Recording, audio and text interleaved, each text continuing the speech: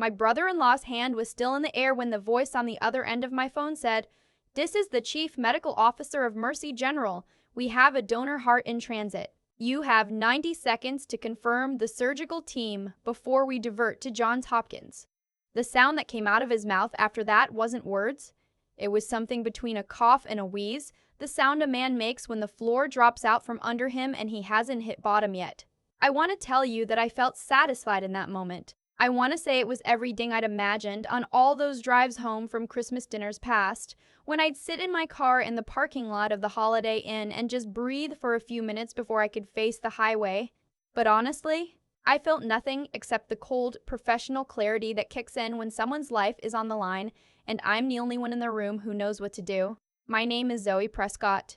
For the last 6 years, my brother-in-law has introduced me to every person he's met as my wife's younger sister, the one who's still figuring things out. I'm 32 years old.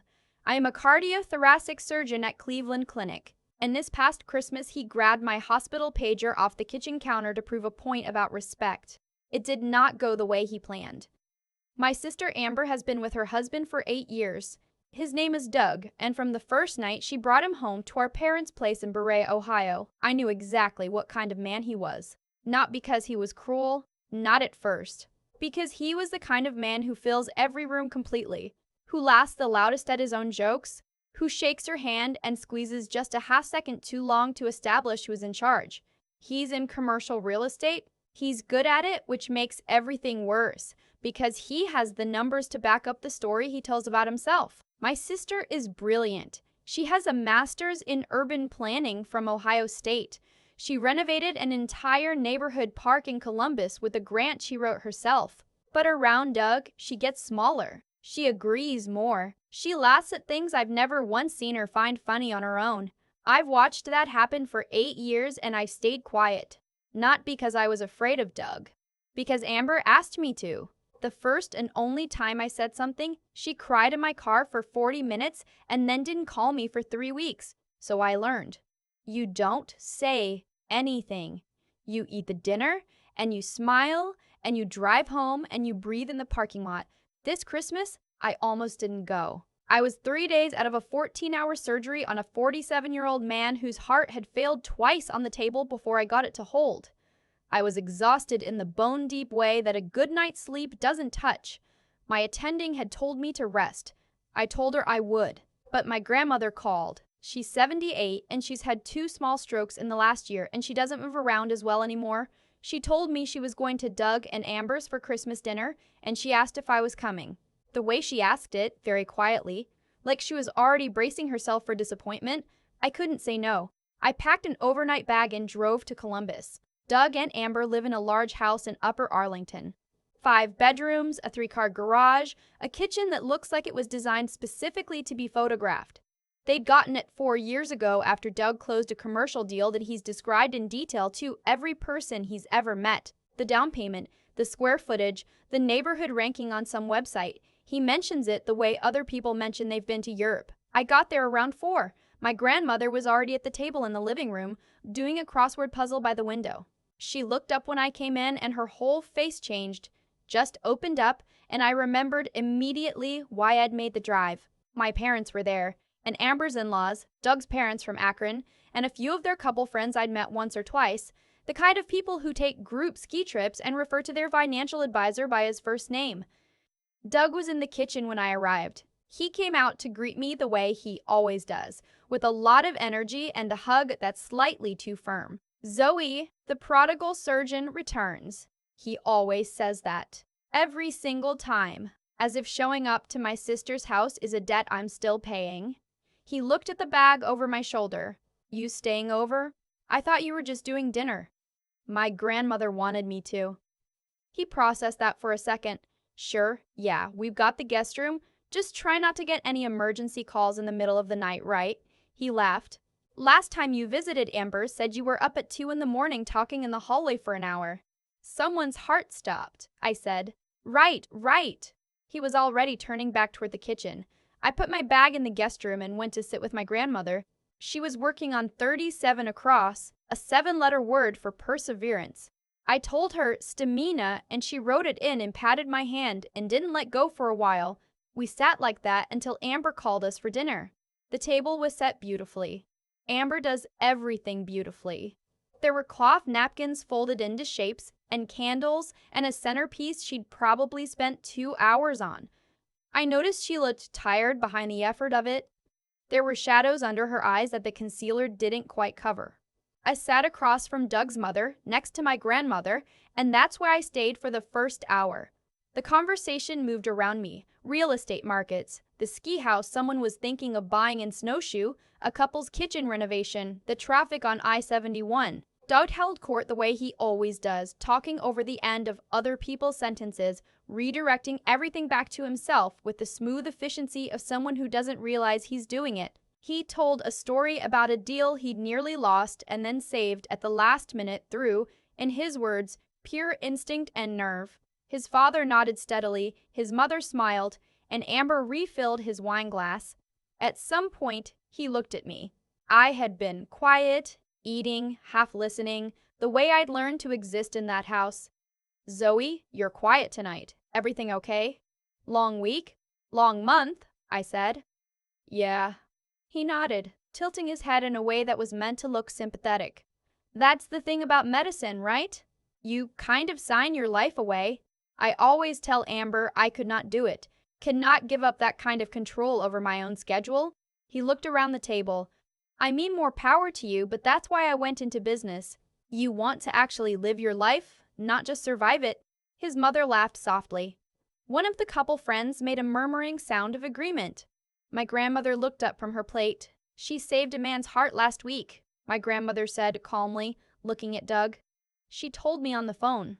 He was 47. "Gran," I started.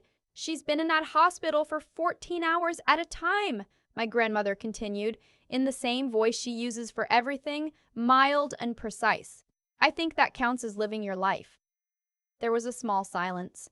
Doug smiled, the practiced smile of a man who knows how to absorb a challenge and return it neutralized. "Absolutely. I just meant in terms of personal freedom. Zoe knows I have huge respect for what she does." He raised his glass toward me. "To Zoe." Everyone raised their glass. Amber smiled across the table at me with something desperate in her eyes that I'd seen 100 times. The "please just let it go" look. So I raised my glass and I let it go. An hour later is when the pager went off. It's not a loud device.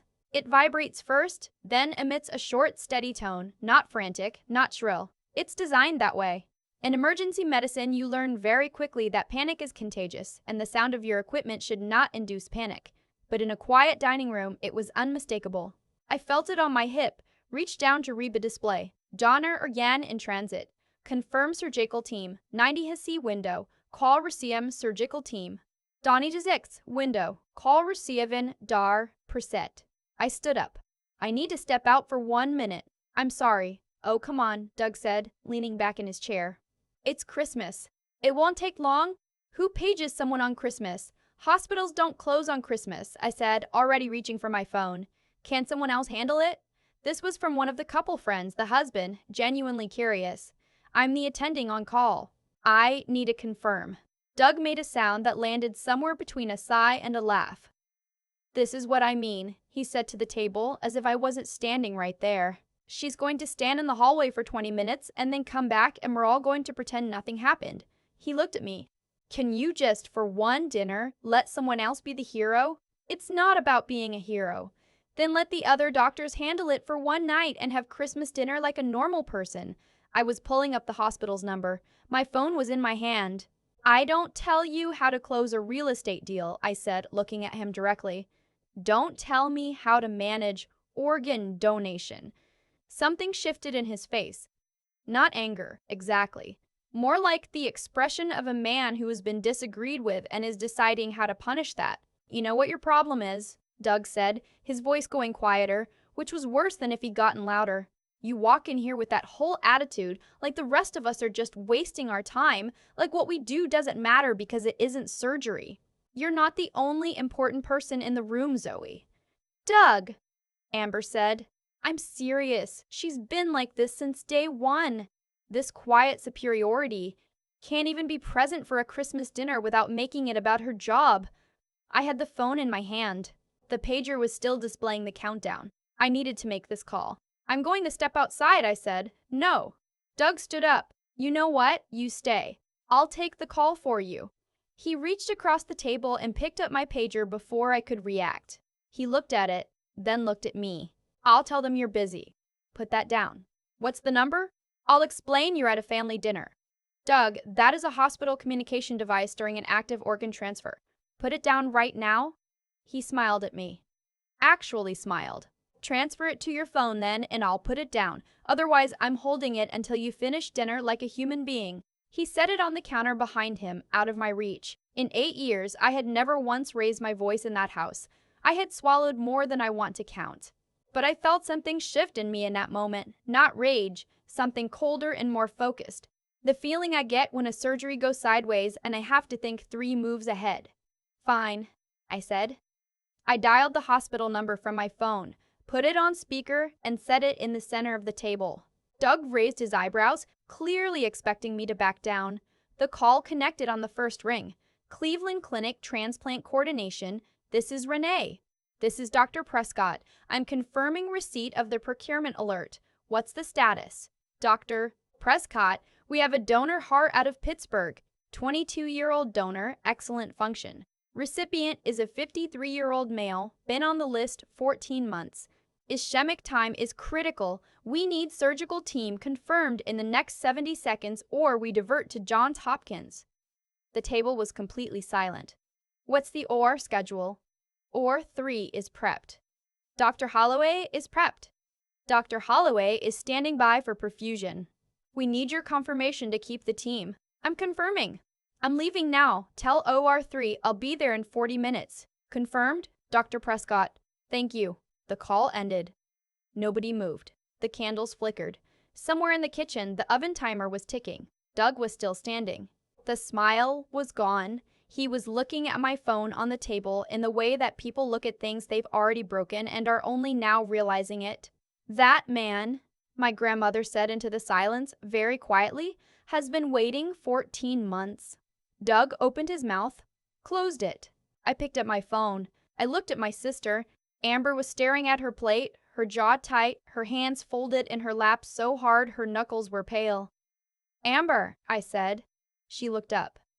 I wanted to say something that would fix the last 8 years in one sentence. I wanted to find the exact words that would make her see clearly, the way you see clearly after a long fever breaks. But I've worked in emergency medicine long enough to know that you can't force a diagnosis on someone who isn't ready to receive it. You can only make sure they know the door is open. "Merry Christmas," I said. "Dinner was beautiful." She nodded, and I saw her chin tremble just slightly, and I had to look away. I went to the guest room and picked up my bag. I hadn't really unpacked. I came back out through the living room. Doug was still at the table. He didn't say anything. His mother was patting his arm. My grandmother was already standing at the coat rack holding mine. "I'll walk you out," she said. "Gran, it's cold." "Stay inside. I'll walk you to the porch." We stood on the porch together in the December air, and she buttoned her cardigan and looked at me with the direct, uncomplicated affection of someone who has known you your entire life and has formed a settled, permanent opinion about your worth. "You should have said something years ago," she told me. "It wouldn't have helped." She thought about that. "Maybe not, but it would have helped you." I hugged her, very carefully because she's smaller than she used to be, and I told her I'd call when I got to the hospital. She told me to wash my hands before I touched anyone's heart. I told her I always do. I drove to Cleveland in 42 minutes. The highway was empty, the way it only gets on Christmas night, and the city skyline appeared out of the dark and the snow, and it was the most beautiful thing I'd seen in weeks. I was in scrubs and in OR 3 within 7 minutes of parking. The heart arrived from Pittsburgh at 11:47 p.m. The surgery took 6 hours. My patient, a 53-year-old man named Walter, a retired school teacher from Parma who had 3 grandchildren and had been slowly suffocating for over a year, came off bypass at 6:14 on the morning of December 26 with a strong, steady, functioning heart. I stood in the scrub room afterward with my hands under the water for a long time, not because they needed extra washing, just because I needed a minute to feel something that wasn't adrenaline. It was the feeling I still can't quite name, the one that surfaces after a surgery like that. Not pride exactly, More like the particular exhaustion of having been trusted with something enormous and having not let it break. I drove home and slept for 11 hours. When I woke up, there were texts from my parents, a missed call from Amber, a voicemail I didn't listen to until 2 days later. She sounded tired. She said she was sorry about how dinner went. She said Doug felt bad.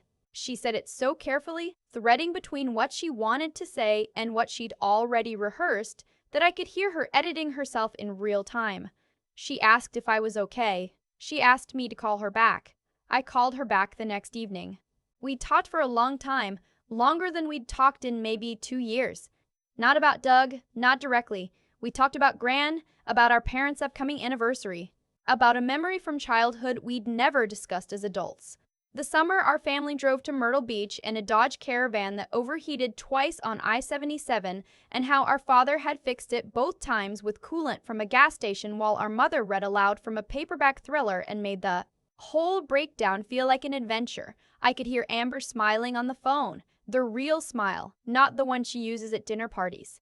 Before we hung up, she said quietly, "You didn't have to put it on speaker, you know. You could have just walked out." "I know," I said. A pause. It was kind of impressive. "I know," I said again. She laughed, and it sounded like her actual laugh, the one from before, and we said goodnight.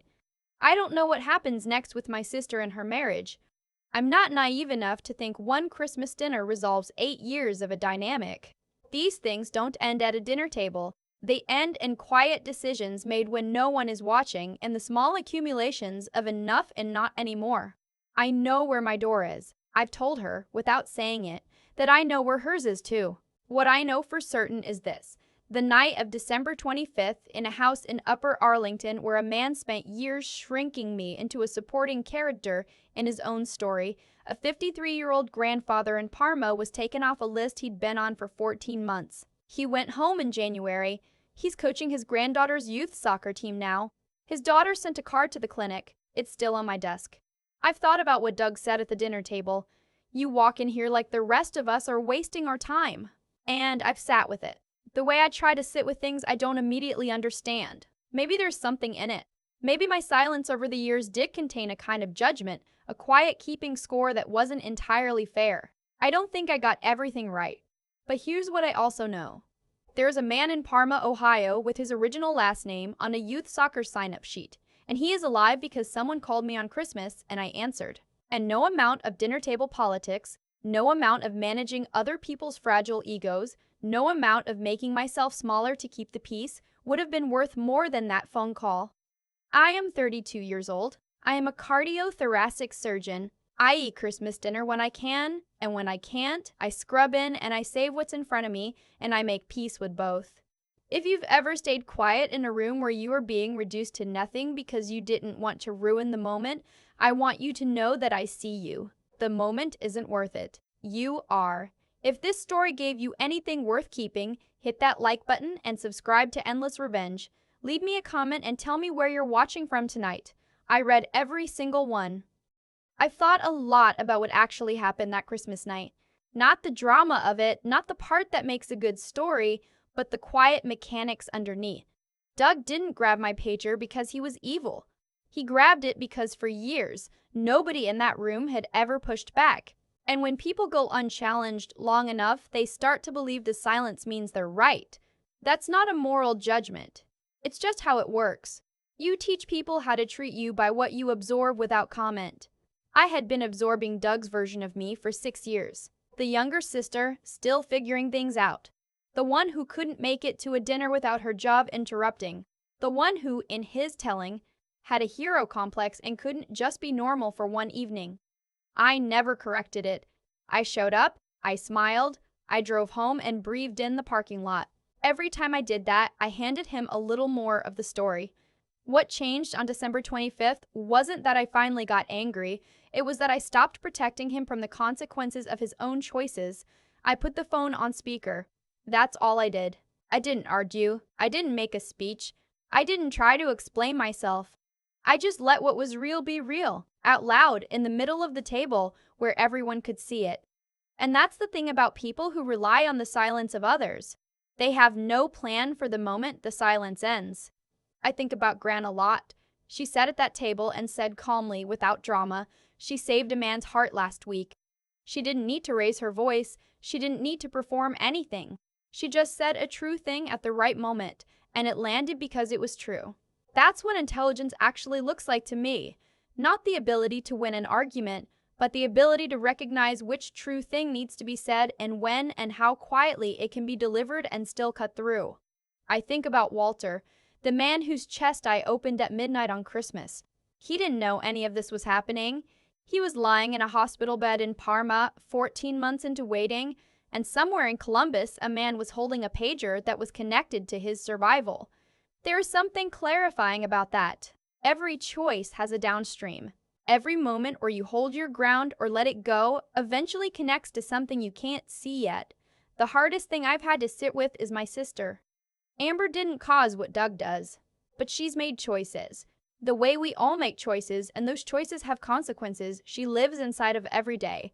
I can't fix that. What I can do is make sure she knows that my door is open and that I will not keep shrinking myself to make her life with him more comfortable. That's not cruelty. That's the only honest form of love I have left to offer. Resilience isn't about being tough. It's not about not feeling things. It's about being willing to let the truth take up space in the room, even when it's inconvenient, even when it costs you the dinner, even when the person you love most at the table gives you the "please just let it go" look. You let the truth take up space anyway. I walked out of that house and drove to Cleveland, and I held a living heart in my hands before sunrise. I don't say that to be dramatic. I say it because that is what was on the other side of holding my ground. Not victory, not revenge, just the simple continuation of the work that I am here to do. That's enough. That has always been enough.